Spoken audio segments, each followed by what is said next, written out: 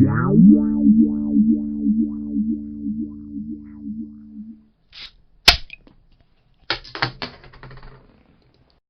to the Cheers to Comics podcast. I'm your host, Brian Wayne, and this week I will be raising my glass to all of the books that were released on the 29th of May, 2019, as well as talking about everything else relevant to the world of comic books. So, full disclosure, I do curse a lot, so hide the kiddos, and I do drop spoilers. So, if you're cool with all that, grab yourself a drink. We'll talk comic books. But first, let's get into the news. Just a couple of things to talk about this week. Once again, Tom King's in the news. I think we know a little bit more about that super secret meeting that he's been quietly twittering about for the last few months. And looks like he's going to be co-writing a New Gods movie with Warner Brothers. So, that's cool, right? Fucking New Gods on TV. Tom King. Maybe he can use that as his excuse as to why he got kicked off of Batman, decided to stop Batman early. I don't know how you want to put it, but yeah, that's what's going on there. Marvel 1000, again, I'll be talking about that. They had a little whoopsie doodle. They decided that in their montage cover artwork they were doing to just randomly throw in some DC. The DC image they chose is Nicholas Scott's art. And, well, who did they put in there? They would have known if they put Shazam in Marvel, right? Or they know Batman's not Marvel, right? No, obviously it was something pretty low radar that an editor wouldn't really catch. And it's just a couple of guys kissing. But it was portrayed in a DC book, so it's DC art. Oh, bother. And the collage artist responsible for it, what's his name, Mr. Garson? He formally apologized and said, whoopsie doodle, my bad, got that one off the internet. So he blamed the internet, but he also took responsibility as well. So it is what it is, and that's the news. What are we drinking this week? I'll tell you.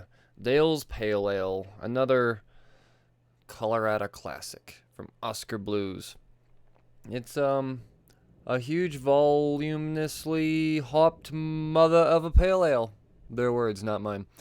I like it. It is rather hoppy for a pale ale. If anything, it tastes like an IPA. But what are you gonna do? I'll be drinking it probably a little bit slower than usual because I'm not really a hoppy guy normally. That's why I drink so few IPAs. Let's talk about comic books. The overviews, the stuff that I read throughout the week. Mighty Morphin Power Rangers. I'm going to start with Boom Studios, Indies once again. I've been kind of neglecting the Rangers throughout this podcast. Shattered Grid was great. And then I started the podcast after Shattered Grid ended, and I kind of got lost. Because I don't know this new generation of Rangers. I'm in my 30s, so some of the 20-year-old, you 20-year-old generation, you have a better idea. Or you just kept following if you are in your 30s like me and know about the Time Rangers and all of these people. I honestly don't know. Solar Rangers? Is that what I'm dealing with right now in this book? Let me know. But the fact is that a fan reached out and said, you need more Power Rangers in your podcast. And I said, I'm going to have to agree with that. So I picked up Mighty Morphin Power Rangers again, number 39, Marguerite Bennett, Simone DeMeo, and Whitney Kogar. I'm lost as shit, as I expected to be. It's the end of an arc. I am glad that I read it though, because I think I'm going to go into the next big Power Rangers event just a wee bit more knowledgeable. So essentially, I'll give you the best rundown I possibly can. It will be quick. By the way, I want to give a shout out to Jamal Campbell on that cover as well. Purdy. So we got I want to say it's the Solar Rangers, and they're fighting this Praetor feller. And in the most Power Rangerist of fashions, after we're being defeated. But oh yeah, we do that thingy, and they form a Megazord. Yeah, it's a pretty cool fucking Megazord. It's a brand new type of Megazord. I don't know, because this is a new thing. This might be a minor key issue. And yeah, so we've got the Rangers put the Soralax back together. The Solar Axe, I don't know what that means, but the Solar Axe is back together, so that means something. And that means the grid's back. So now we can get back to living. Livin, Power Rangers style. So, end of an arc? I really don't know. I know there's a moment where we got these alien fellas. Hold on. They're ladies. Alien ladies? They're discussing training new Rangers of the future, and we could do that now because the grid's back together. And like I said, I'm lost. I apologize to all of you hardcore Ranger followers, but I did my best. I am this. Don't let this deter you from listening to me talk about Power Rangers in the future, because I'm gonna do good from now on, or I'm gonna do my best. Hellboy and Lobster Johnson #1. This is a one-shot. Mike Mignola, Chris Roberson, Mike Norton, Dave Stewart, Paul Gist, and Bill Crabtree. Cover by Paulo Rivera. And it's a fucking sweet cover, dude. That is old school fucking underground boxing posters. Looks like a goddamn photograph. It's good. So, this is fantasy world, essentially. You've got Hellboy and Vic. They're watching a movie. Keep in mind, it's the fucking, what is it? It's like the 60s now, late 50s, something like that. I don't know what year it is. Fact is, they're watching a movie, and the movie just so happens to be Lobster Johnson doing stuff, and it's campy as fuck, but in the best way possible. This Lobster Johnson goes into this Mexican town, and Senor, we are being terrorized, and I'll help you. And he goes and he does that, and just so happens that he's being terrorized by this devil fella, and he kind of looks like Hellboy.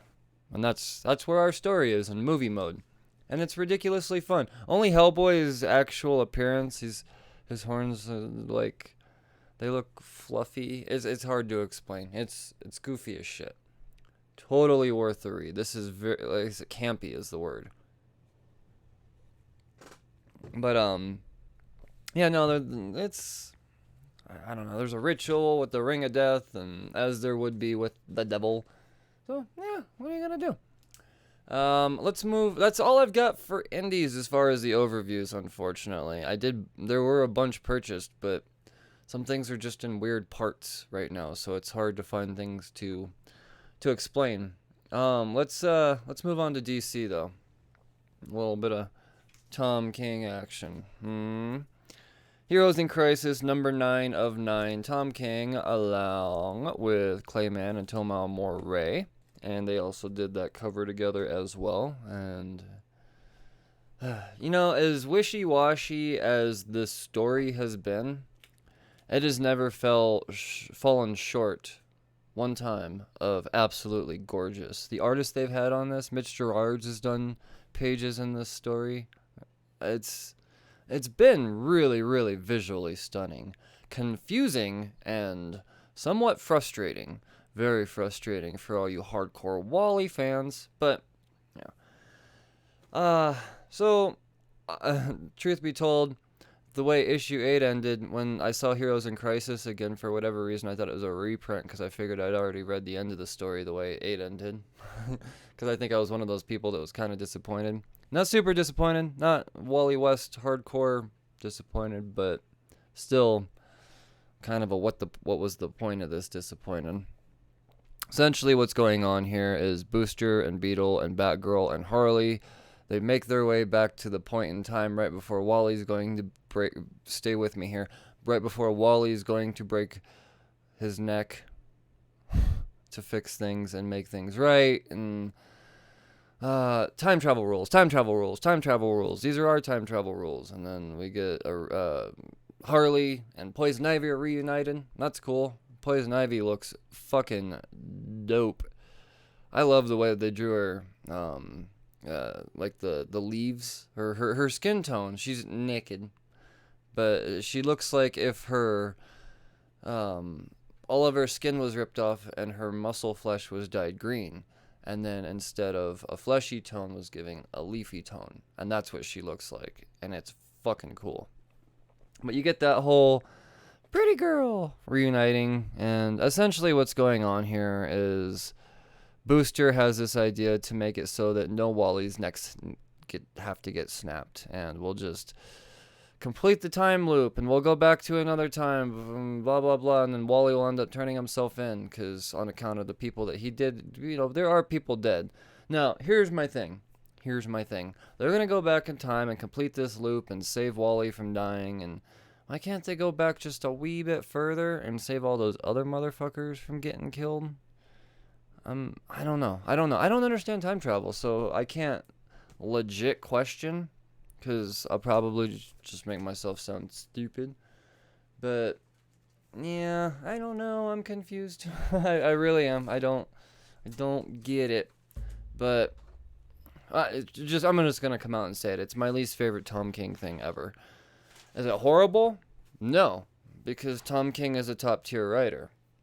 And I still find him to be a top-tier writer. I just think that a lot of the negative fans have gotten into DC's ear, and they're just kind of pulling the reins back on him a little bit. At least that's my speculation. He is still getting, I think, a 20-issue maxi of Catwoman and Batman, so possibly to finish retelling his Batman story that's getting cut off at 85. I don't know. But, yeah, I'm glad it's over. Let's move on to the next Tom King story. But first, let's move on to Detective Comics. We got an annual this week, the second annual in the Rebirth universe. Oh boy, Peter J. Tomasi, Travis Moore, Max Rayner, Tamara Bonvillain, and Nick Filardi, covered by Gilliam March. So this was another beautiful book. Has really, from what I could tell, has nothing to do with the current Detective Comics thing. The Arkham Knight wasn't mentioned at all. This is just Batman being a detective. I don't know if you guys are picking that up or not, but we're getting a pretty fucking awesome thunderstorm right now in Denver. So, and for the viewers, if you get flashes of lightning, the room's not on fire. That's lightning. Detective Comics, annual number 2, or we got Eraserhead. He's getting arrested, and that's just really has nothing to do with the story. It's just the beginning of the book, and yeah, he's getting arrested. I was like, oh, I didn't mean to kill him. I just wanted to fuck him up a little bit. And by that, what I mean is Eraser got jealous of his ex-girlfriend's new boyfriend and accidentally killed him. So, here comes Batman. On with the actual meat of the story. I just like the way Eraser looks. So anyways, there's a possibility throughout Gotham that this Reaper fucker's back. Well, Batman says impossible. I took care of that dickhead a long time ago. I watched him die, as a matter of fact. I didn't want him to die. I tried to kill him. I'm Batman. But he died. He did.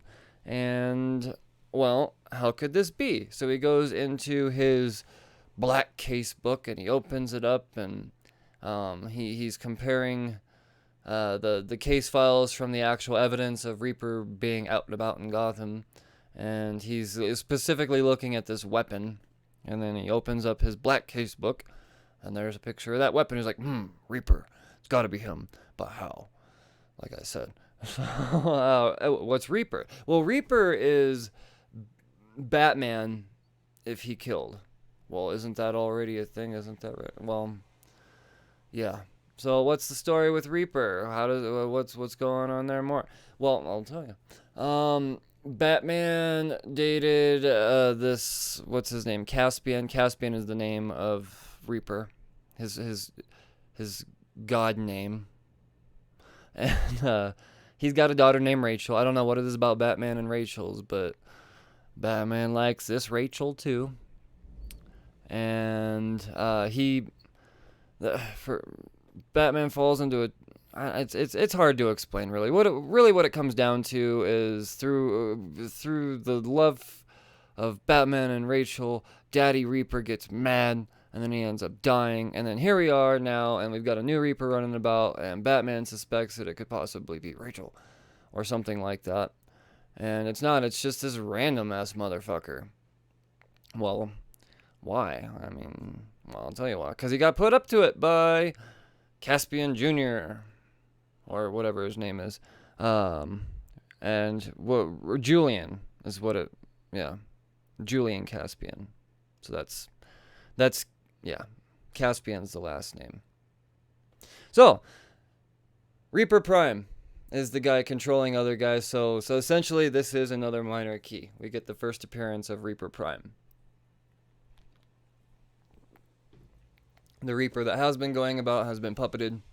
He is a killer, but he's still a weak-minded feller. So, yeah. And that's really the gist of what's going on in the annual. Very, very enjoyable. Beautiful, beautiful, beautiful art on the inside. I mean, all throughout. And obviously there's a lot more to it than this. We get some very fun flashbacks of Bruce and Rachel on the younger days, and Rachel making Bruce car sick, flying down a crazy mountain road. And, yeah, I don't know. Fun stuff. Let's talk about The Last Night on Earth. The Last Night on Earth. Oh, man. The end of an era with Batman. Or at least the Snyder-Capullo era. So, Last Night on Earth. Scott Snyder, Greg Capullo, Jonathan Glapion, and FCO Placencia cover. But I got the Capullo and Placencia cover. I didn't get the Jock cover. As a matter of fact, you just saw me, for the viewers, you saw me scrambling to find it. Well, I don't have it in front of me on account it's in my Comic-Con pile because I had to go get it signed by Capullo this weekend. So, off the top of the head, Batman's in a hospital, and years and years have passed. We don't know how many years exactly, but the fact is he's been in the hospital for some time. He gets approached by Alfred, and Alfred's explaining the world is pretty much gone. And it's all your fault, Batman. It's all your fault.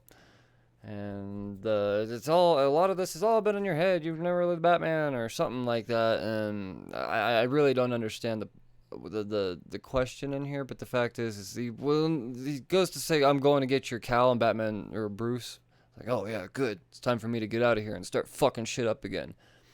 Well, he brings him a straitjacket that has a bat cowl on it, and he explains that this the whole time has just been electroshock therapy, and you're really just cray-cray, and then you start to wonder, well, Alfred, how come if all these years have passed, you look so much the same? Well, they answer that with a digital mask, and then you get to see the age progression that Alfred has gone through since Batman's been in the hospital, and yeah.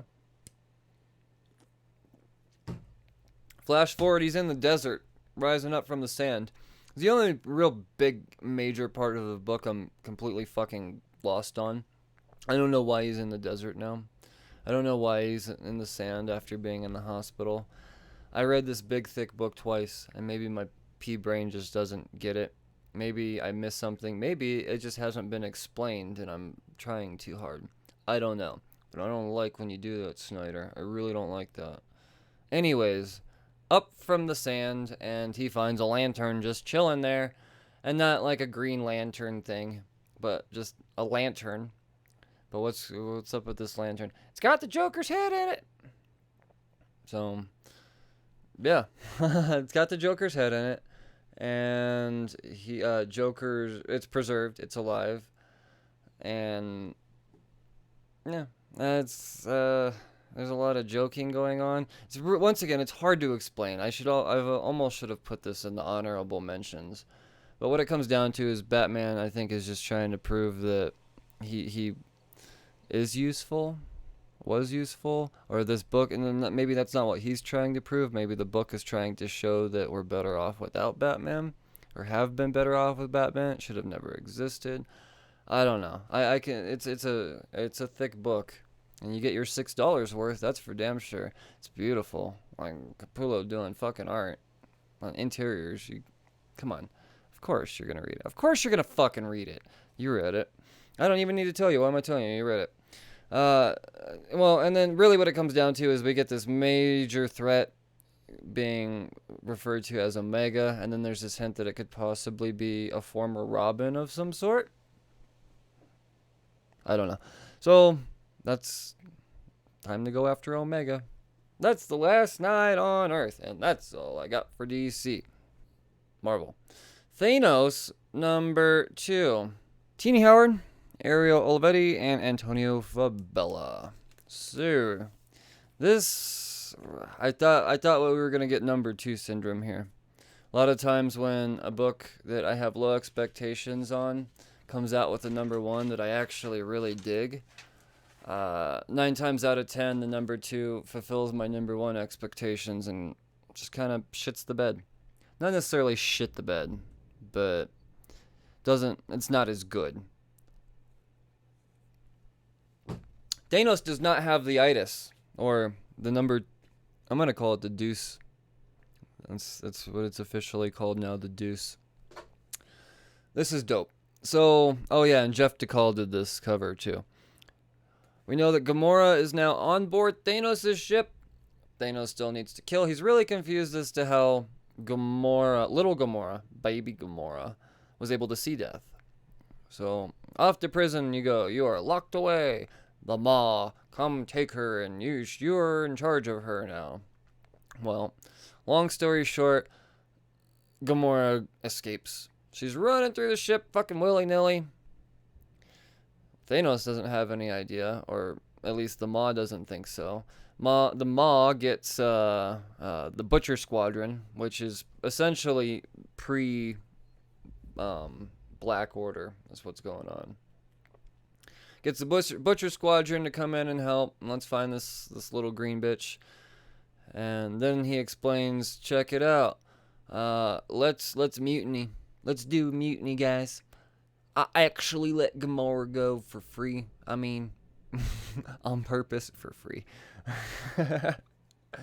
So that we can prove to Thanos that he needs us and yada yada yada. Well, when we go capture Gamora, or it's gonna be this redeeming moment for us, and then we'll mutinize him or some shit like that. I don't know. I don't totally understand his logic.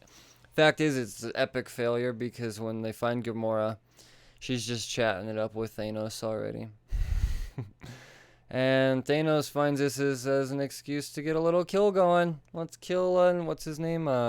Infesti. And he's the bug-looking motherfucker that's never joins the Black Order. Yeah. It's a fun book is what it is. I very, very much enjoyed it. Amazing Spider-Man number 22. This is the end of the Hunted story. Legacy numbering 823. Nick Spencer, Humberto Ramos, Victor Olazaba, Edgar Delgado, and Eric Garcia Nega. Covered by Ramos and Delgado. So the spiders all up in a cage. Forced to watch Craven Jr. I still don't know his son's name. I keep calling him Craven Jr. Forced to watch him kill Billy and Black Cat. Meanwhile, the lizard is loose. The little surgery that Spider-Man performed on him in the last issue seemed to have taken. So he's out running around. Craven comes in, and then somehow Spider-Man gets released, and it's on purpose. Like Craven lets him go on purpose or something. I don't really explain it. But he gets out, Spider-Man's running around, and then Craven gives this whole 12-page speech about how it needs to be Spider-Man that kills Craven, and the spider is the curse of the spider for Craven. Only the spider can kill Craven. So that's what's going on there. And essentially, of course, Spider-Man's like, why would I? No, I'm not gonna kill you, dude. I guess you get to live forever, bro. Sorry. Not killing you. I'm gonna go do this. Meanwhile, Lizard shows up right as Craven Jr. is getting ready to kill the shit out of Black Cat. And that's really cool, how Lizard just fucking rips into Craven Jr. Actually, really badass. And then Vulture leads this villain rebellion to take out the rest of the little hunter droids happening. And all the good guys win. And then we get this moment where we see Kraven approaching this casket. You're like, oh, are you a fucking vampire this whole time? Is that why you're gonna live forever? You just have, I don't know. He puts on the spider suit and gets killed by his own son. So the spider still kills him because his son thinks that Spider-Man just so happened to put on 150 pounds and 8 inches, and I don't know. Not my favorite Nick Spencer Spider-Man story. The fact that it's over is very awesome because I want to read Spider-Man again, not weep over a bunch of fucking villains that really nobody cares about. I know it sounds like I'm kind of going on a negative tangent here, but when you hype it up, when you, the author, Nick Spencer, hype it up and say, this is going to be a pivotal moment in Spider-Man, and all you get out of this is Kraven's son, whom we had just met, have no attachment to, kills Kraven in a Spider-Man suit in a very unbelievable fashion. I'm sorry. If you would have got someone else to draw Spider-Man and draw Spider-Man, normal looking, that'd be fine. But you drew Spider-Man to look like he's fucking goddamn supermodel runway. He's got to lose 12 more pounds. It's the fact is you drew him like a skinny little prick, Humberto Ramos, and it's not believable that Kraven's big giant fucking monstrous body is in the Spider-Man suit and gets mistaken. But I'm sorry. And a hunter, aren't you guys supposed to be excellent fucking trackers and shit? You wouldn't think for a second like these footprints don't. Don't hype up stories like this, Nick Spencer. Don't say this is why you got Spider-Man. I think you got Spider-Man because Dan Slott got tired and no one else wanted to try to take over that slot. Oops, did I say it? Might have said it. I look forward to your next Spider-Man stories, though. How about some Immortal Hulk action, huh? How about some Immortal Hulk action? Number 18, Legacy 735. Al Ewing, Joe Bennett, Roy Jose, and Paul Mounts. Covered by, of course, the Alex Ross. Of course, Alex Ross. Why would he stop now? They've been so good. So, Immortal Hulk.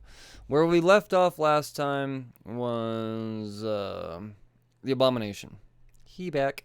Well, where we start out this time, this is fucking first appearance of the Red Harpy bitches.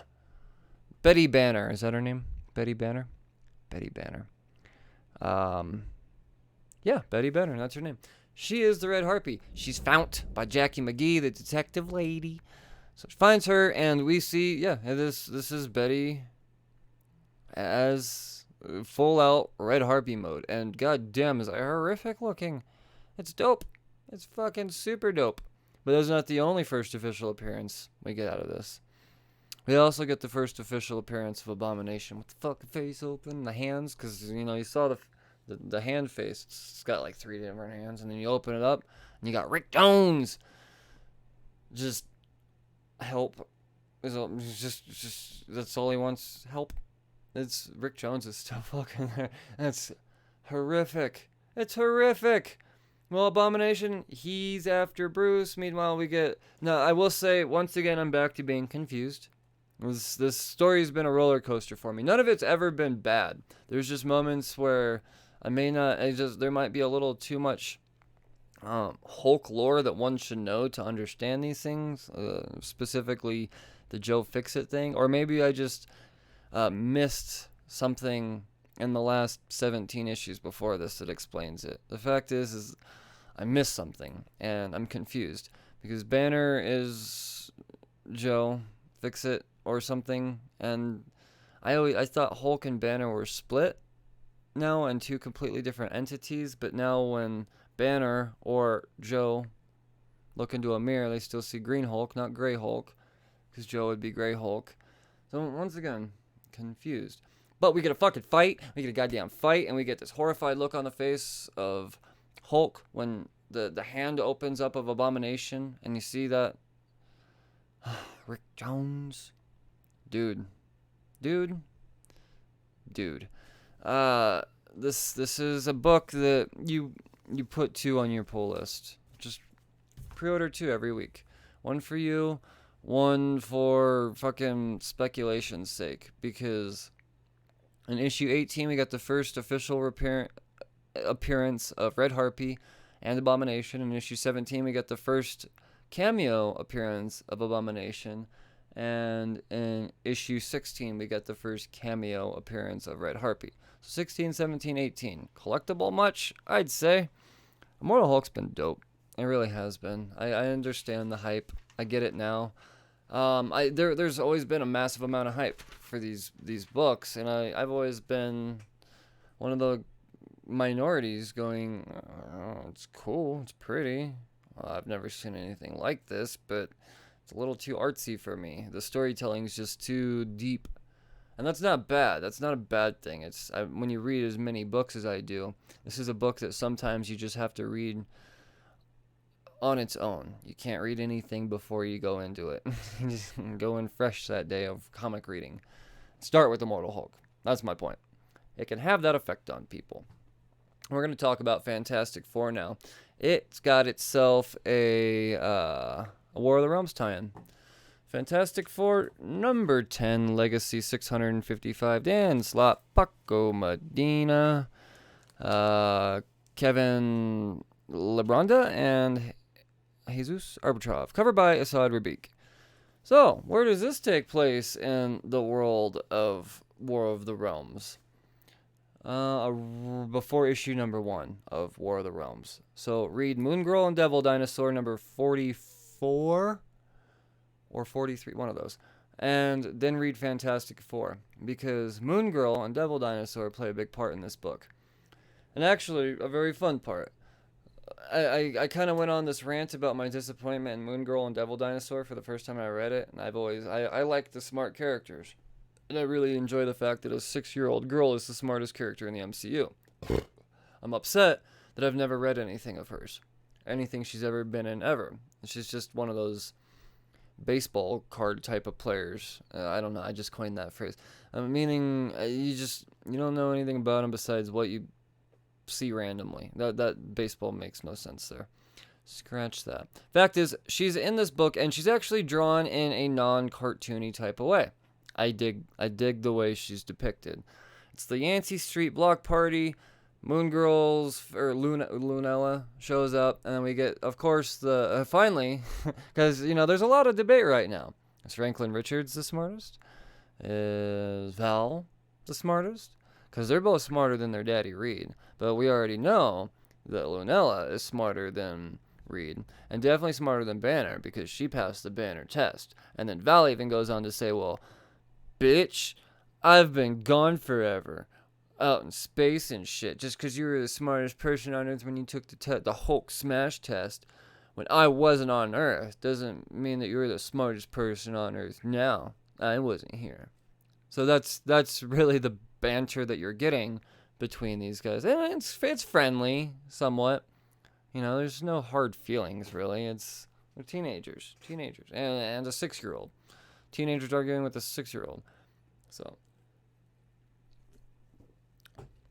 portal opens up, Black Bifrost. Everybody getting fucked up. So this is, like I said, right before the events of War of the Realms number 1. So, and then you might be wondering, I know I've been wondering throughout all this, why not bring in Franklin fucking Richards, little god boy, and just bye-bye Malekith. Well, he's the one in charge of defending Yancey Street. He and Moon Girl and Val and Devil Dinosaur and the army. They're defending Yancey Street. Because priorities, right? Right? No, that's where you send the little god boy to defend Yancey Street. Because God forbid anything happen to Yancey Street. I still liked it. I would have liked to actually have seen this book take place more in the current events of War of the Realms, like post issue number 4. But that's not happening. Finding that a lot of these tie-ins that are related to ongoing runs, a lot of these take place before the event even starts. So Luckily for most of these, I'm already subscribed, but things like Squirrel Girl and Moon Girl, and I think there's a couple more. Next week we got Captain Marvel. I've never bought a Captain Marvel book. I'll be doing that now because it's got a tie-in. So I guess it has got me a few times, but they won't be going on my poll. So you failed there, Marvel. Gotcha. More War of the Realms. Giant Man #2. Lee Williams. Marco Castiello and Rachel Rosenberg, covered by Wu Chao. So the team is face down with those ice hounds, remember? Well, it means nothing because they're up the wall. Let's climb up the wall. Yeah, and that's what they do. And they get up the wall. And then they're faced with the troll toll. But they ain't got no money, so let's sing Dolly Parton instead. Surely they'll let us go through if we could sing them a song. Well, it kind of worked because, they weren't impressed, but they laughed really hard. And they said, oh, let's go get drinks. And they go get fucked up on giant brew, giant ale, giant grog, whatever you call it. And then they're asked to sing the Song of the Giants, the Song of Jotunheim. They don't know that one. So that's a problem. It's goofy as fuck. You see where I'm going with this? It's goofy as fuck. But the magnitude of this book really does start to get heavy. About 3/4 of the way through. So it takes an issue and 3/4 to get to the meat and potatoes, the bulk, the weight of it all. It's not just a joke book. This isn't a total cash grab. It shows, these 4 heroes, they got put in a shitty situation. And really what it comes down to is they make their way towards the Castle de Laffy. That's not what it's called. The Stronghold. Ymir's Stronghold. Ymir being the guy that Freya actually wants them to take out because Ymir and Laffy bone. And the only thing that could actually hurt Laffy would be for them to take out his bone and buddy. So that's what they go to do. And when they get to that stronghold, they realize that they're in way the fuck over their head. And Atlas explains, look, we're on a suicide mission. This is what it is. You guys ready to deal with this? And even old Scott Lang, he got the tear in his eye. He's like, fucking if Cassie, my daughter, is still out there, which it ain't looking good. But if she is, I think she'd be proud if I went down as a dead guy. And kind of sad, actually. Actually, it's really sad. But it makes me want to read the third and final issue of the miniseries tie-in that much more. And for that, I guess you got to give credit to Lee Williams. I know a lot of people are really talking shit about a lot of these tie-in books and how unnecessary they may be. I even said the last book was unnecessary because I really don't think that killing Ymir, or whatever the fuck its name is, Ymir, is going to really play a big part in Laffy's death. I don't know. Who am I to say? I can't say for sure. My speculation is still somewhat pointless, but at the same time, it's good comic telling. If they took the War of the Realms tie-in off of this, I think a lot of people would read this and be a lot less angry, because it's still a good story. It's a well-drawn story. It's a well-colored story. So, Giant Man. War of the Realms, Spider-Man and the League of Realms, #2 of 3. Sean Ryan, Nico Leon, and Carlos Lopez, covered by Ken Lashley and Brian Reber. So now Fernanda, she is on the good guy's side. She wants to get a taste of not being evil. Spider-Man convinced her to do so. Spider-Man's League of Realms that was put together by Thor. And keep in mind, all of this takes place post issue 4 of War of the Realms. So this is the most current thing happening in the story right now, is Spider-Man and League of Realms, as of now. So, yeah, the team kind of splits up a little bit. They say, I'm going to go kill all the Dark Elves. Fuck this angel bitch that you just recruited, because angels are bad. And Spider-Man seems to agree otherwise, and half of the other league they stick around. The ones that split off are Sir Ivory, Ud, Screwbeard, and yeah, those three. And really, that's they go to the Vatican and they're getting overwhelmed, completely overwhelmed. And then Curse shows up. And Curse is this other version of the Destroyer that's been recruited by Malekith. So he's bad. He's there to actually kill Fernand for turning her back on Malekith because she was an in command or a commanding officer of some shit. And, Spider-Man releases all the prisoners and shit that, her brigade has been responsible for housing. And, yeah. Filler issue, but still very informative. So not a waste of time to read it all. If you're digging this series. It wasn't, it was good. I really like the art on the inside for sure. The big thing, though, is that Curse may not necessarily be wanting to do the bad shit he is, because as he's fucking up this trio of the league or the split part of the league, he's saying the whole time, kill me, this sucks, kill me, as I bash your fucking face in. And I don't think he's saying it sarcastically. I think he wants to die. Thor number 13, Legacy 719, Jason Aaron, Mike Del Mundo. Not a Loki story. Not a Thor story. This takes place way back in the day. Way back in the day. Back when Odin was just a boy. This is about he and his brother. What is his name? That's a good question. It's like Bor or something like that. Bor. Yeah, that's what I'm going to go with. Cole. Cole. My bad. So, it's Cole Borson. That's what it was. Got it. So, this is pretty much the story of Cole and why he's not alive anymore and why nobody remembers him. There's not a whole lot to explain, really, but I didn't throw it into the honorable mention section because I have a feeling that somehow, some way, it is going to tie into the events of War of the Realms. I mean, it is a War of the Realms tie-in.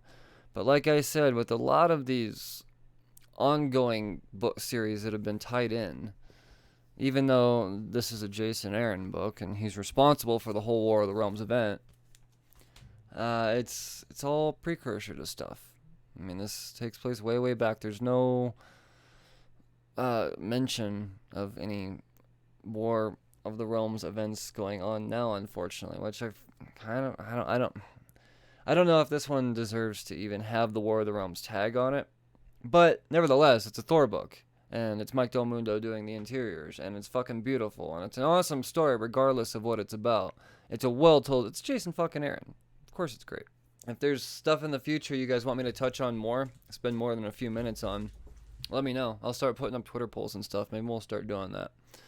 So let's get on with the old honorable mentions, shall we? It's very rare I buy this many Marvel books that make it to the honorable mention list. It just so happens that's the way the universe worked out this week.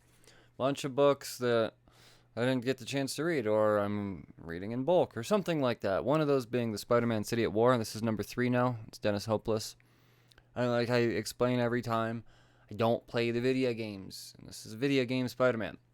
But for whatever reason, I found it in my completionist ways to make sure I own this book. So, I own this book. And eventually, like I said, I'll probably read it. I think it's going to be 5 or 6 issues total. I'll read it, and maybe it'll make me go out and buy a PlayStation 4 that'll never get played. War of the Realms, War Scrolls, number 2. This is a collection of stories, one of them being the Jason Aaron,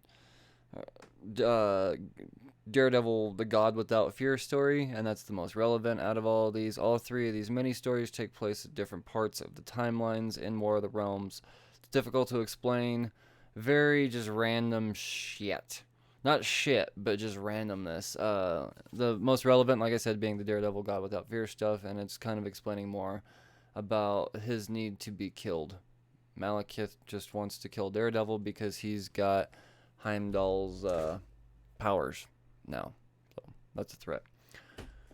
This one I am sad to talk about for the last time. X-23 number 12.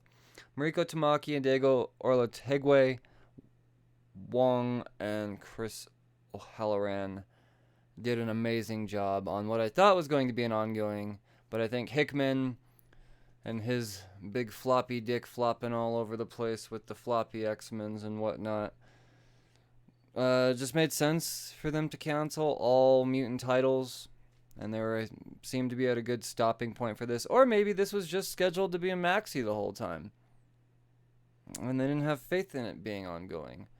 One of my favorite Marvel titles, though. Unfortunately, all I could say about the actual ending of the story is Honey Badger decides to change her name. Her and Laura reunite again. They're both after the same cause. But even though they're split up, they still have to rely on each other. They come together, and when it's all said and done, after they whoop that ass, Honey Badger says, look, I'm done being Honey Badger. I want to be Scout now. Why Scout? Well, hey, remember in that one book when you get the android clone lady? They called it Tuox. And then at the end of the book, you see Gabby writing out Tuox backwards. Well, Tuox backwards is Scout.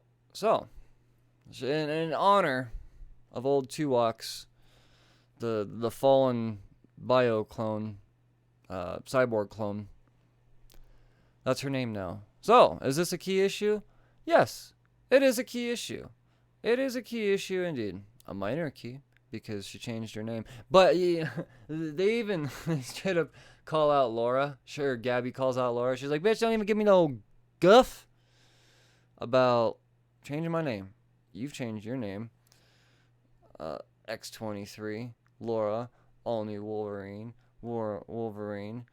I bet you've gone by Lore once. I bet you one of your girlfriends had called you Lore once. She didn't say that. Good job, guys. Good job. I can't wait to see what's next. I want to see what Hickman does for that bitch because she's good. She's the best mutant. I'm going to go ahead and say it. Fucking Gabby, Scout is my favorite mutant. Bam. Superior Spider-Man number 6, Legacy 39.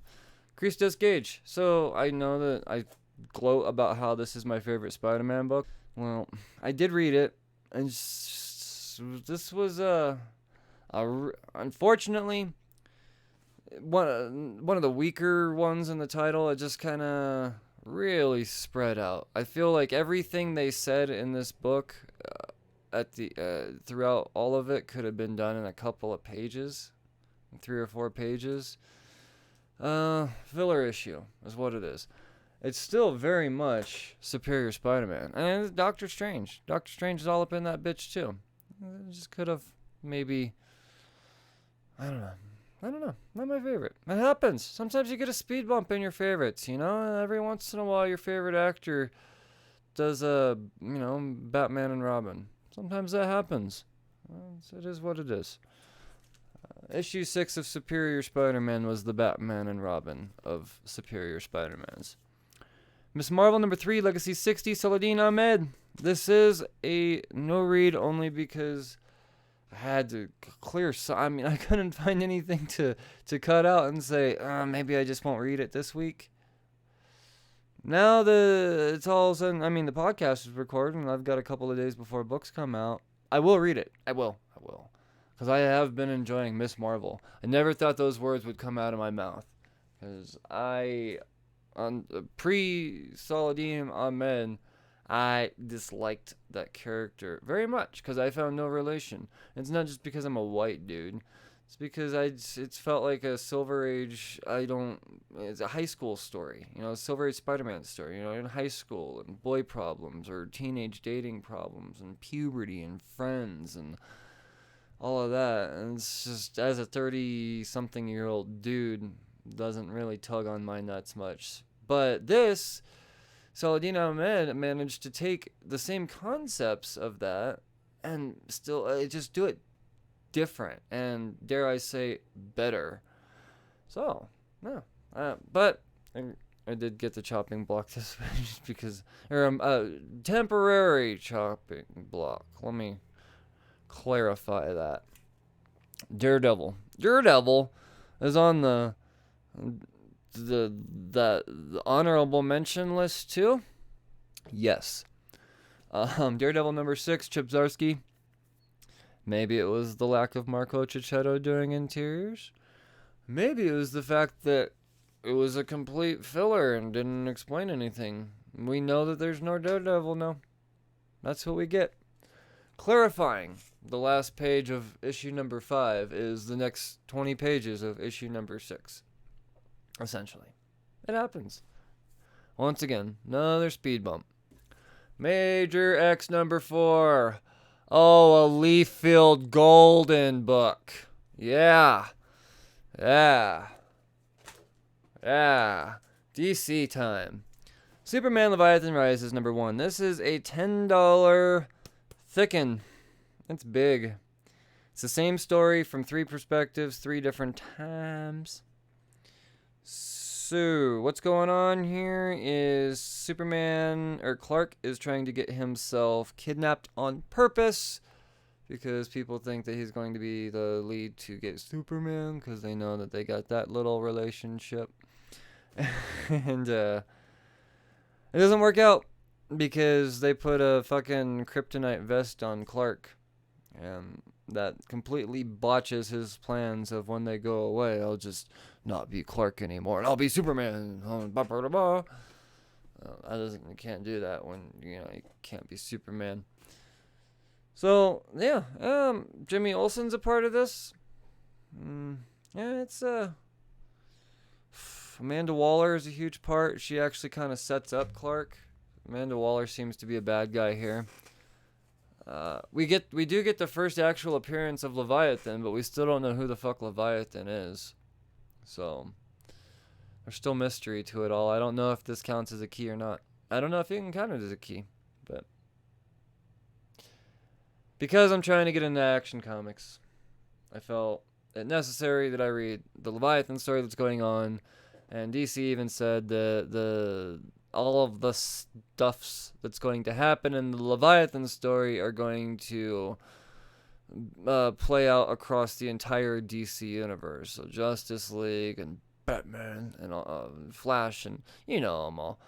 So that's really my biggest inclination to read the story. I gotta know it all. Doomsday Clock, number 10 of 12. I will tell you all about it in a few months when it's finished, because I think it's bi-monthly, so it's not coming out fast enough for me to feel confident retaining it. I haven't read a single issue yet, but I hear that this issue number 10 was dope as fuck, or at least a big issue. I don't know if that necessarily means it was good, but it was big. I don't know. But people are, it doesn't seem like it's going to be a series that is pointless, like DC has been doing lately. I really do get the feeling that this is going to mean something based off of all of the Twitter chatter that I've been hearing. So, yeah, I'll read it when it's done. It'll be a trade negotiation. I will read it in trade, even though I am collecting the singles. Spawn, number 297. I'm not gonna go ahead and tell stories that have already been told, but based off of what I read in issue number 1, they do a very good job wrapping up a whole heap of Spawn and what they're going to do in just 4 issues, up from 1 to 294, 6, from 296, 295. You see where I'm going with this, somewhere in there. They're going to wrap it all up within just a few issues leading up to issue 300. So I will be reading this one probably as soon as I post this podcast, because I really, really enjoyed the way the last one was summed up. IDW, we got Transformers. I'm sad to say that I will be dropping this book. Nobody's getting punched. I got a bit of a Magneto Professor X feeling here because we get a flashback of Megatron and Orion, or aka Optimus Prime, soon to be Optimus Prime, maybe never Optimus Prime at this fucking point. We're through 6 issues now. I don't know what's going on. We get the thing that was going to draw me in if there was going to be no punches is they had to show me that Rubble was going to be dead or fucked up or something. Some sort of weight to something. No, this is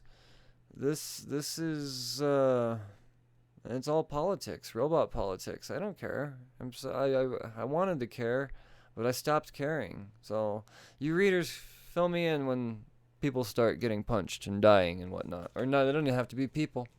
Robots are good too. I put Rick and Morty on the list from Oni Press because they're at issue number 50 now, and I figure what better time to jump in than a milestone issue like 50. 50 is a milestone issue. That's awesome, Oni Press. Rick and Morty is classic. I'm a fucking Rick and Morty fan. It's a bunch of mini stories, and I went through and I read a handful of them, and I'll be damned if this isn't a bunch of fucking Rick and Morty mini stories. I look forward to talking about Rick and Morty in the future. Dark Horse, we got Fight Club 3, number 5 of 12. Reading this in threes now because it's very confusing and it comes out once a month, so it's hard to retain. Polinick is a goofy fucking writer. It's not a bad thing. It's just very different. I mean, he's a novelist more than anything, so having to tell his stories in comic book form can be mighty confusing. IDW, Teenage Mutant Ninja Turtles Urban Legends number 13. So that's an old story being retold. That's all I got for honorable mentions. I don't know why I can't remember that fucking name today. Honorable mentions. It was a big, thick week, so we'll see what this week's brings. Hopefully I get to give you guys a little bit more of an overview. I think I am going to start doing this Twitter poll thing. If you guys got stuff that you really want me to spend more time on, go in depth on, instead of just giving a quick glance over, like a full spoiler fucking review, I will do so at your request. So let's move on to the pretty stuff, the wall books, the stuff that greets me on my way down to the studio that is Cerebro. Let's start with Spawn.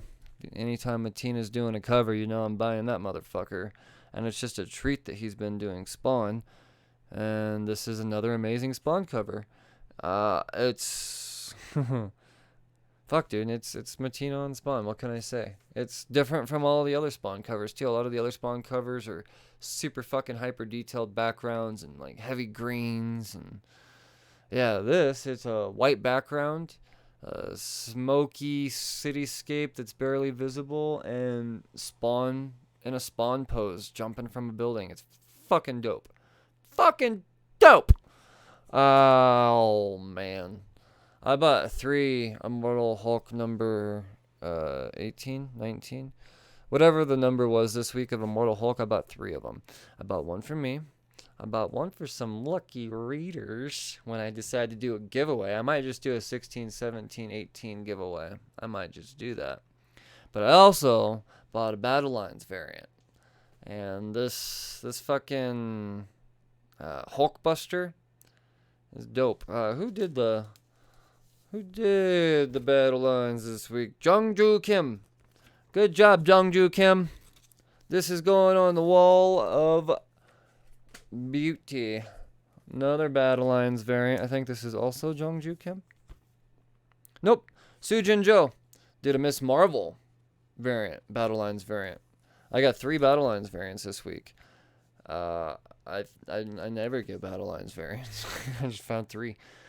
This Miss Marvel one is fucking awesome. It feels like it's watercolor, but it's probably done in mixed medium. It's pretty. It's gonna look great on the wall. I didn't just snag it to be a dick to the fucking asshole that usually gets in front of me at the LCS and picks up the whole stack and mouth breathes on everything and takes out every Battle Lines variant he can and gloats about it. No, I wasn't doing that. I promise. These will be hung properly. I ain't eBaying on me dickheads. And I don't eBay my shit. I give them away to you guys. So, yeah. Even if I do get more. I usually pre-order when I get doubles. Fuck fucking goddamn, the Amazing Spider-Man variant. Oh, with the Spider-Punk on it. This is another Battle Lines variant. I love the wall versions. So many of the wall books are versions. We got Hee Jin Jian. Sensing a theme with artists this year, huh? Or this week in the old Battle Lines. Good on ya. So the Spider-Punk is... Oh, fuck, I love these colors. I love the pose. Anything that has music I'm attracted to. Spider-Punk was an awesome fucking character design. My favorite part of the Spider-Geddon thing, even though he didn't really play a huge part. They showed him a lot, but he didn't have a lot of weight to anything. He was pretty like Spider-Ham. Actually, I think Spider-Ham had more of a part to play than Spider-Punk, but what are you going to do? My favorite shit. All of my favorite stuff of the week. Let's start with the covers. Rob Liefeld. Just kidding. It's not that one. Fantastic Four. Yeah. My gut instinct. Asad Rabik. Normally the covers he's been doing for the Fantastic Four have a different type of color palette to them. This one, I almost feel like it's got a Toon Disney adult type of vibe to it. I dig it quite a bit. You know, you got Mama Storm and then Val and Franklin standing there, and then behind you got Yancey Street just ready to throw the fuck down, and behind all that, it's like a fucking Marvel post. You know what? Marvel, listen to me. Marvel movies, Marvel MCU, start getting Asad Rabik to do your movie posters, because this is the best looking thing I've seen in a long time. This should be the fucking Fantastic Four movie poster right here. That's why I like it so much. As far as interiors go this week, Thor. Fucking Del Mundo, man. That shit was pretty. I was lost as far as the story goes. So I'm not sure how much I need to care about the dead brother of Odin. And that's not a knock on the book at all. If anything, I think it's a shout out even more to the interiors, that I paid that much more attention to a story I was lost on because it was so visually drawing. And there were some amazing fucking interiors this week. You got some good stuff going on. The Power Rangers interiors were pretty fucking awesome. I really dig those colors quite a bit. Overall pick of the week, the book that I just enjoyed the most, Thanos, pick of the week. Thanos, pick of the week. I dug it very much. Interiors were great. I like how this is forming the Black Order slowly. That's really what this book is about. Initially you might think, oh shit, this book is about the relationship between Gamora and Thanos forming. And I think it's way more than that. I think this is the development of the Black Order. And I enjoy that. I enjoy that very much. And for Teenie Howard to come in and fill the shoes of fucking Donny Cates after doing Thanos, and especially to do Thanos while Thanos is fucking dead right now in the current timeline of things, and do a prequel and all of that, that's ballsy. So shout out to Teenie Howard and the fucking interior crew and the goddamn cover artist. That book is a 5-star book this week. So great job. Well, at this point, I think it's time to move on to what there is to be excited about next week. And there is a bunch of stuff to be excited about next week. We're going to start out with some indies. Ronan Island, number 4 from Boom Studios. Greg Pak and Giannis Mila Giannis. It's a fucking odd name to say, but you draw like a motherfucker. And I have been enjoying Ronan Island. It has been a lot of fun. I didn't expect to be nearly as good as it is. Rocko's Modern Afterlife, number 3 from Boom Studios. Fucking loving the shit out of this book. There's nothing to not enjoy. If you like Rocko's Modern Life, or you're a 90s kid or anything like that, it's the book for you. It's beautiful. Lady Mechanica, Sangri, number 1. Joe Benitez, M.M. Chen, and Brian Ching, along with a few others. So the Lady Mechanica is doing a an off story. I'm not exactly sure what it's about. Lady Mechanicus, you see that on the Free Comic Book Day a lot lately. The last 2 or 3 years, I believe, there's been a Lady Mechanica book. So it's a beautiful fucking book. It's amazing. I always miss out when there's a new thing coming. So I'm going to do my damnedest to try to remember to pick this up and hopefully talk about it with y'all folks next week. There's so many great and intriguing indie comics. If I talked about all of them, it'd take forever. Dead Sonja. Oh, shit. So not Red Sonja, Dead Sonja. This is from Keenspot. Rob Potchak and Owen Jeannie Various.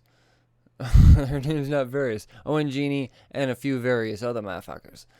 So, I've actually enjoyed Keenspot's books quite a bit. They're they're off. They're definitely strange, and for them to get a license, like, or maybe they don't have the license. Maybe they're getting off on parody law, but it's not Red Sonja. She did, and you could tell on account of the zombiness that's happening. Category 0, number 1 from Scout Comics. I gotta mention a number 1 when I see it, especially from an indie. Adam Camille and Tom Lima. I'm hoping my LCS will have that on the shelf so I can pick it up. We got some Buffy the Vampire Slayer, number 5 from Boom Studios, Jordi Belair and Dan Mora. Jordi Belair, oh man, good stuff. Oh, I'm surprised I'm not reading that. I'm not a Buffy person. Not that I dislike Buffy, we never watched Buffy when I was a kid. Marvel Comics. So we got some War of the Realms stuff. New Agents of Atlas number 3. Greg Pak and Gang Kaklim. I don't know what's gonna happen, but Midtown's doing a limit 1 per customer, so maybe something big, or maybe they're just doing that to sell books. I don't know. War of the Realms Journey into Mystery number 4. Clint McElroy, the McElroys, and Andre Arujo. Devil Baby. That is the tagline for Journey into Mystery, is Demon Baby, not Devil Baby. War of the Realms number 5, the bulk story. Jason Aaron and Russell Dalterman. Goddamn right, I'll be talking about this. I'm so excited when this story progresses. We got some Uncanny X-Men number 19, Matthew Rosenberg and Carlos Villa. Yeah, no, are we gonna get a little Emma Frost action? I don't know. No one really seems to care. And no one cares about Havoc about Emma Frost. And she bad. Tony Stark Iron Man number 12. Gail Simone and Paula Vanelli. So this is a War of the Realms tie-in as well. If I had to guess, I'd say I would almost put money, unofficially, on the fact that if I were to line up the current events of where this book takes place, I'm going to say in the pre-number 1 range. Fucking Gail Simone writing Iron Man, though. I'm very intrigued with that. It's not Dan Slott this week or Jim Zub. That arc has come to an end. I wonder if she's just doing it for the War of the Realms tie-in. I'm really intrigued. But honestly, the best part about the Iron Man books, the Tony Stark Iron Man books, has been the Alexandra Lozano covers. And this is no exception this week. And we're getting a dope-ass Battle Lines variant. Oh, yeah. All about it. We got a fucking Age of Rebellion book from Star Wars. Luke Skywalker number 1. Greg Pak's doing that one, too. Chris Sprouse, Stefano Landini, and Scott Koblish. I'm on the fence. I don't know. Spider-Man Ghost Spider number 9. Chad Maguire and Takeshi Miyazawa.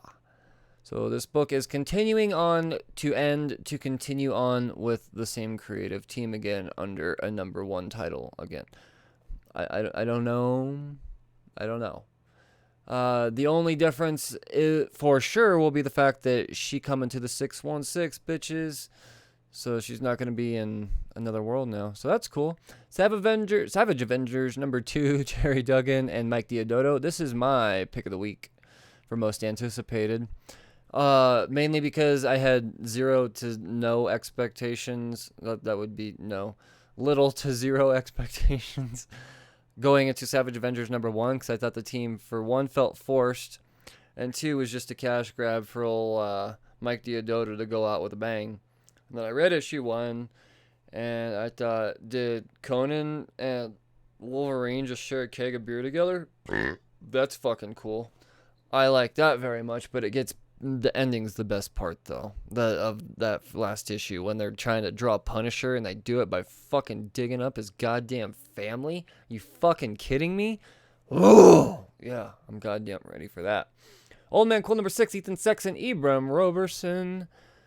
Very much digging the story. Sachs knows how to tell a wasteland story, that's for damn sure. And he's bringing in all types of fucking big hitters into this book, too. All these Avengers and heroes and villains that we weren't sure were alive or not.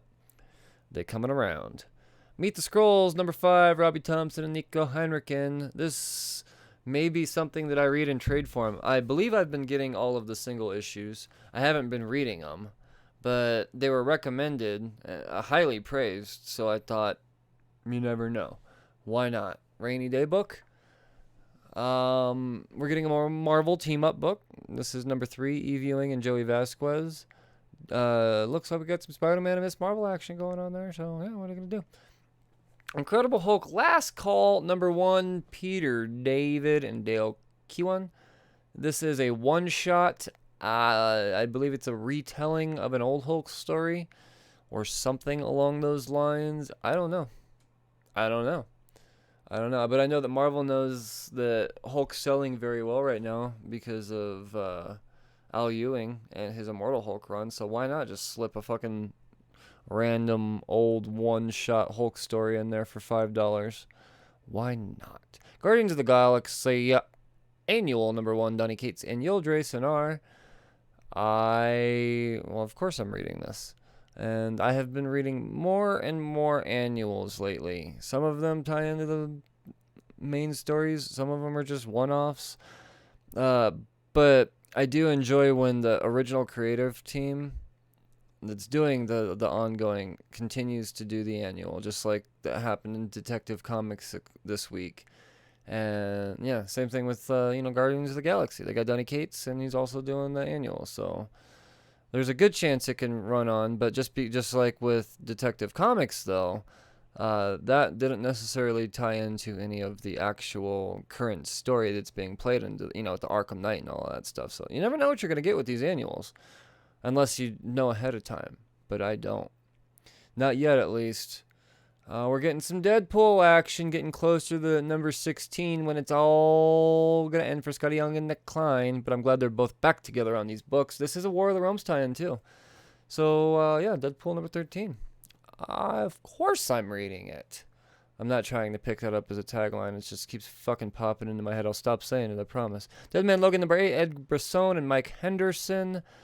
I didn't think they would be this far into the story at this point. Issue 6, halfway through, Logan's already back in the Wastelands. So now he's just taking care of business in the Wastelands before he dies, presumably. I'm liking it very much. Maybe my favorite Ed Brisson story told so far. Cosmic Ghost Rider destroys Marvel history, but how could he? Paul Scheer, Nick Giovanetti, and Todd Nauck. I don't know how to say it, but he draws good. And how about that Daniel Warren Johnson variant cover?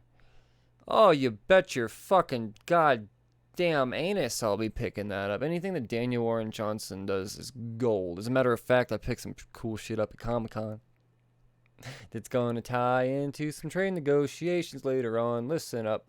Captain Marvel #6, Kelly Thompson and Anna Paolo Martello. Another War of the Realms tie-in. You got me, Marvel. I'm going to buy a book I'm not subscribed to because you put a War of the Realms tie-in tag on it, and it's probably going to take place before issue #1 of War of the Realms and not mean anything at all to the fucking book because we already know what Captain Marvel is doing now. But regardless, I'm buying it. But here's the thing.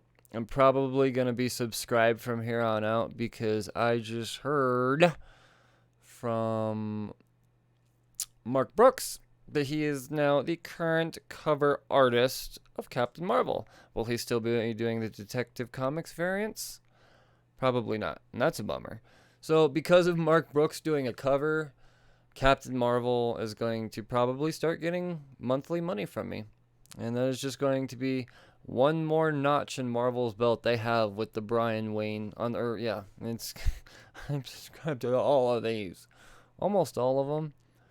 I'm not mad at that. It's just expensive. That's why you got to get a pull list, guys. That's why LCSs are important, because they give you a pull list and you get discounts. There are weeks where I get a 40% discount on my books because I'm so dedicated to reading so much to you guys. Is that what it is? Black Cat, number 1. Jed McKay, Travel Foreman, and Michael Dowling. Will this be an ongoing? I'm going to say it gets cut off in 6 issues. That's just speculation. I know issue 1's going to sell hard. Mainly because of an art germ variant. That's just my speculation. If it carries on past 6 issues, I'll be happy. I'm only subscribed to the first issue, but I'm not counting out the fact that I'll be picking up issue number 2. We'll know more as time goes. But that art germ variant, though, holy shit, Scotty Young's got a variant. This is one of those books where Marvel's just like, oh, y'all haven't seen Black Cat in a minute, and we almost killed her in Amazing Spider-Man. Y'all thought that bitch was dead. Here's her own story and 12 variant covers. And then, so that's what I got from Marvel. Let's get into Image, why don't we? We got Witchblade number 14, Caitlin Kittredge and Roberta Ingranata. I'm not reading Witchblade. That doesn't mean I don't like it.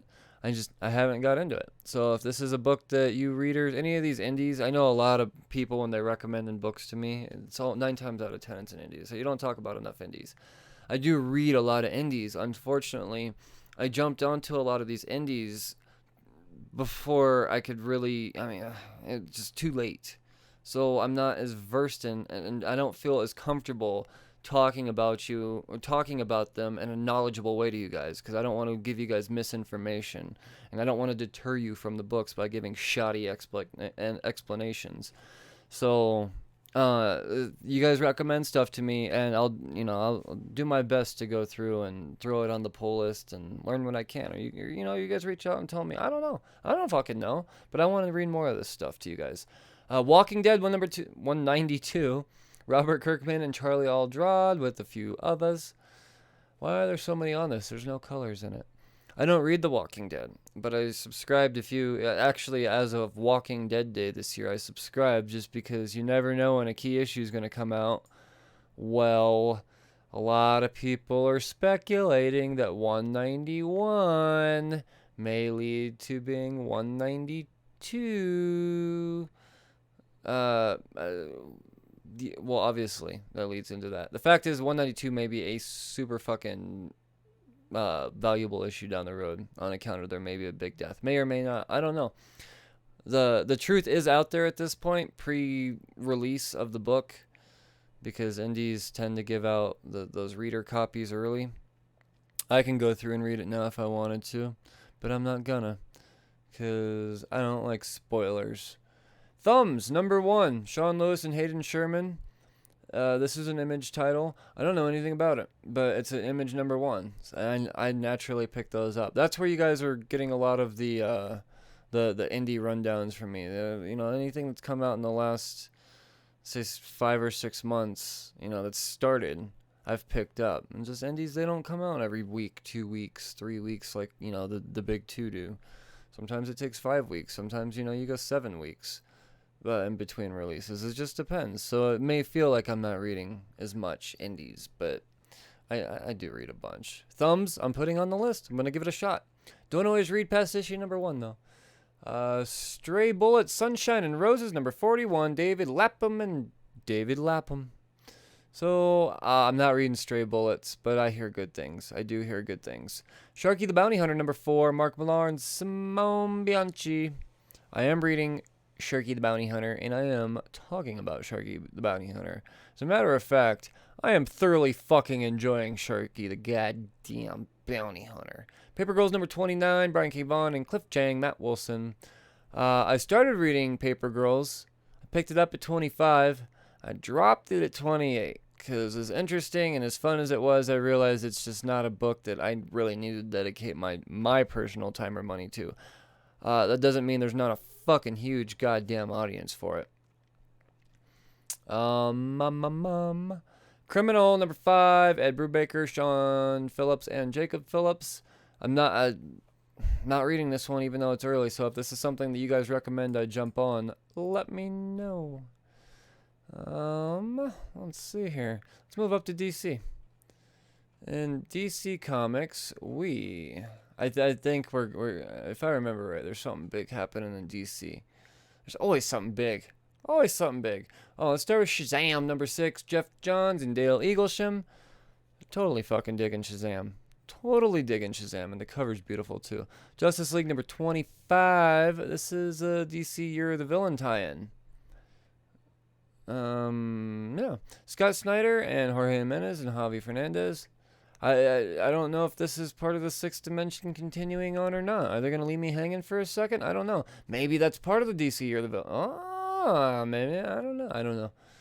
But fucking Justice League is my favorite DC book now. As of right now, that seems to change week to week. But as of right now, I could say it's my favorite. Harley Quinn number 62, Sam Humphries and Otto Schmidt. Yeah, totally. Every once in a while, I read Harley Quinn, and I usually enjoy it. Green Lantern number 8, Grant Morrison and Liam Sharp. Interior-wise, it's the most beautiful book in comics. Story-wise, it is dense, but if you can comprehend it, go in with a fresh brain. Don't go in with a tired brain, because Grant Morrison will throw some fucking words at you. But it's a fun book. It is a fun book. We got some Sandman stuff from the DC Vertigo. We got Dreaming, number 10, Simon Spurrier and Bilquis Evely. Deathstroke, number 44, Christopher Priest and Fernando Parsane.